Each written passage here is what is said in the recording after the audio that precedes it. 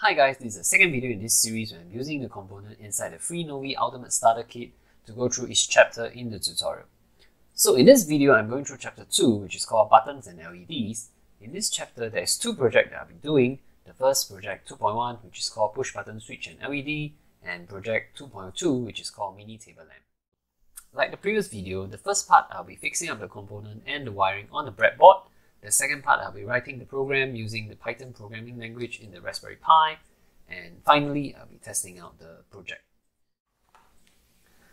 So the components needed in these two projects are the GPL extension board, which I've already connected to the breadboard, the ribbon cable connecting the extension board to the Raspberry Pi, some jumper wires, a red LED, a 220 ohm resistor, a push button switch, and a 10K resistor. There's a slight difference between the component that I'm using and the one the tutorials are using. So in this chapter, there is a new component introduced, which is the push button switch. Here you can see a screenshot I took from the Freenove tutorial document, which will give a more clearer idea of how the pins are connected within. If you look at the back of the button, you'll notice 4 pins. The 2 pairs of pins only protrude out on the 2 opposite sides of the button. So here, this and this are the 2 pairs of pins protruding out. The 2 pins on each side are connected to each other. The button itself acts as a bridge to join the connection from one side to the other. So basically, when you push the button, this switch actually closes and connect 1 to 2. So now let's get started with the wiring of the first project. Let me zoom in for the connection. So for the first part, I'll be wiring up the LED circuit. I'll be using the GPL17 as the output to connect to the LED.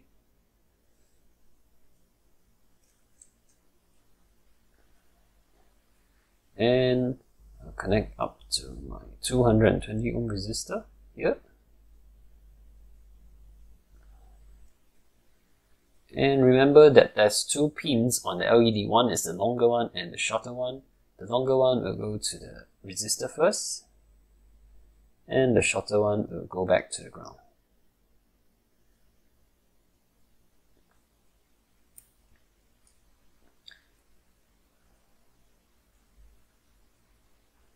Okay, and with that, we are done with the LED connection. And next we'll be doing is the push button using the 3.3 volt here, which we'll be using row 10, connect to row 40, and add in the 10K resistor as the pull-up resistor, row 40 to row 45, and we'll add the push button here, right in the middle of the breadboard. Now we will need to ground for the push button switch. We'll be sharing the same ground as our LED, which is this row here.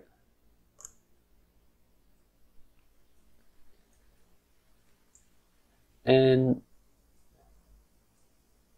we'll be using this row 45 back to GPL 18, which will be our input. Just check, make sure it's the correct row. And we are done with the circuit. So let's have a proper view of the circuit. Alright, I'm done with the circuit and readjusted the screen for the completed circuit on the breadboard, and I shall now proceed with the programming. I'll first remote into my Raspberry Pi.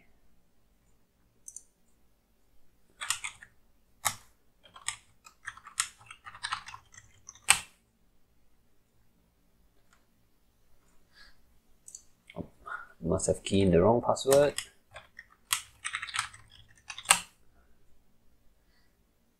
Alright, I'm in. I'll be using the free Tony Python IDE for the programming.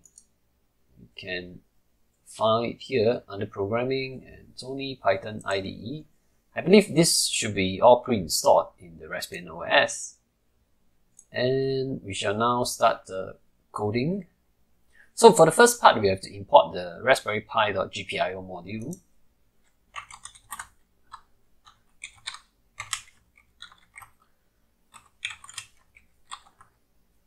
There's a simple explanation of what this module does. I'll screen grab this portion out from the tutorial, which you can take a look here.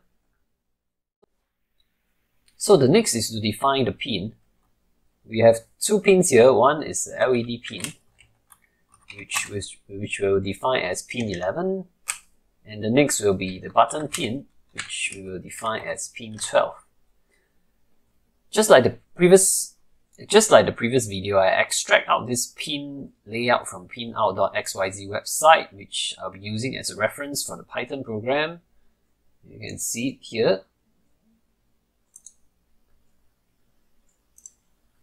So for GPIO 17, it's pin 11, which we are using for the LED pin, and for GPIO 18, which is pin 12, we are using for the button pin.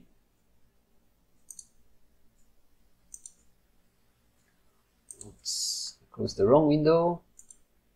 Alright, just close this. And the next part, we'll define the function. This is the first function that we define, which is called setup.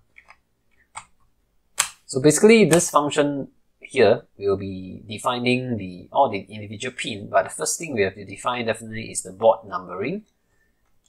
So which is gpio.setMode gpio.board. So basically what this does is, since we are using the physical GPIO numbering, which is 11 and 12, so for this set of numbering, we'll be using the mode gpio.board. So for the next part, we'll be defining the individual pin, whether it's an input or an output, and also which channel we are using. So it goes like gpio.setMode setup LED pin. We'll set this as gpio.output. So basically, we'll send a command out from pin 11 to tell the LED to turn on and turn off. And the next pin we'll define is the button pin, which we'll define it as input. So basically, this will detect the status of the button. So when you press, it will give you maybe a low command, and when you release, it will be a high command, or vice versa. So we are done with defining of the GPIO pin. So we're done with this function, and the next function we'll be using the loop function. We'll be defining the loop function. So for the loop function, this is where the main part of the program is. We'll start with a while true statement.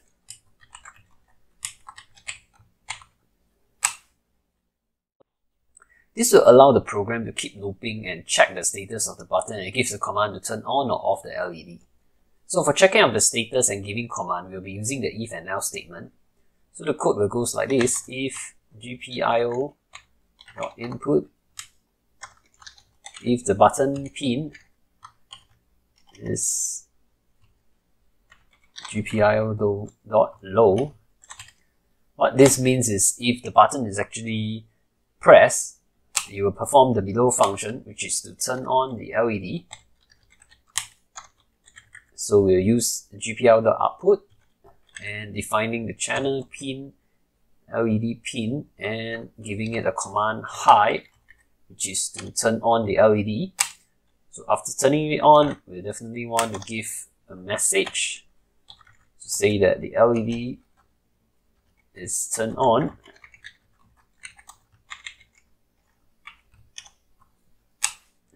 And we're done with the on function for the LED. Next will be the else statement. So this else portion definitely is if the button is not pressed, the GPIO pin for the LED should not be on. So here, LED pin gpio.low, and we'll also give a message saying the LED is currently turned off. And we are done with the loop function. The next function is the last function. Just like the previous video, this function is called destroy. What this basically does is to clean up the GPIO. So it will, once you exit the program, all the settings of the pin will go back to the default mode. So the statement is this GPIO.cleanup. Alright, we're done with all the defining of the function. The next part is where the program is. We'll use this statement. If double underscore name is equals to double underscore main, print program is starting. So this is basically a statement where if you enter the name of the file, the Python program will start to execute. So once the program starts to execute, you want to go to the first function that which is called setup.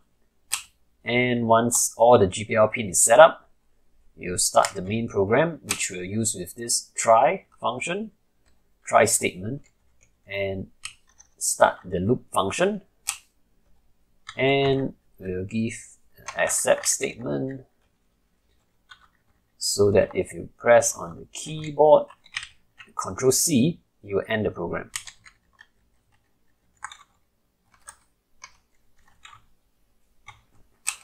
So before you end the program, we will clean up the GPIO using the destroy function, and I think we're done with all the coding.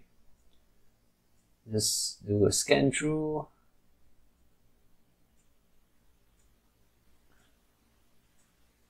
Alright, let's save the program first.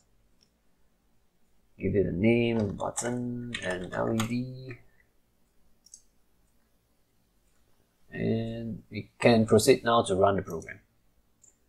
Alright, so now the program is running. The LED is turned off, the message. We'll try to press the button.